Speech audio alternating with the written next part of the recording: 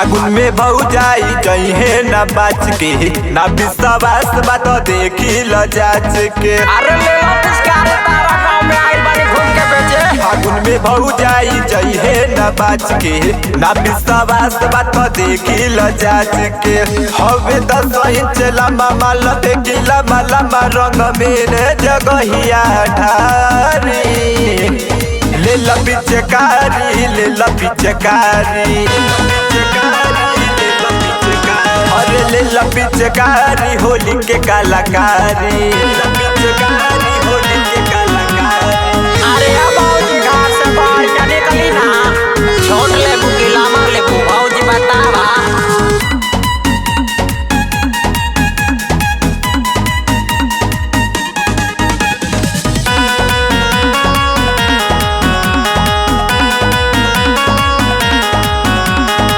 ₹10 के ले जा ललका भौजाई सालिन के रम सखलका। मालिक तो ओरिजिनल हा भौजी।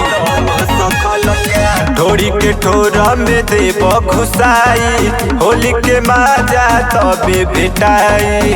₹10 के ले जा ललका भौजाई सालिन के रम सखलका।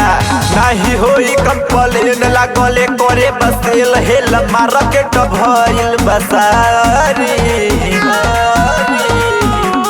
ले ला पिचकारी ले ला पिचकारी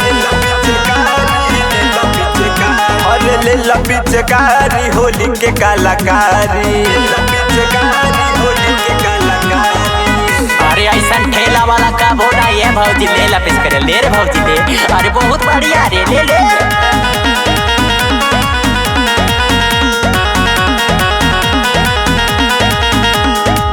ऐसन बा रंग छोड़ा दी पसीना मालई ऐसन मिली कहीना। दिल्ली से उठा के लिया ली भौजी बहुत लम्हर पिचकारी है। बेचे आइल बानी तोहरे दुआरी सुनील दीवाना या कलू पुजारी। ऐसन बा रंग छोड़ा दी पसीना मालई ऐसन मिली कहीना।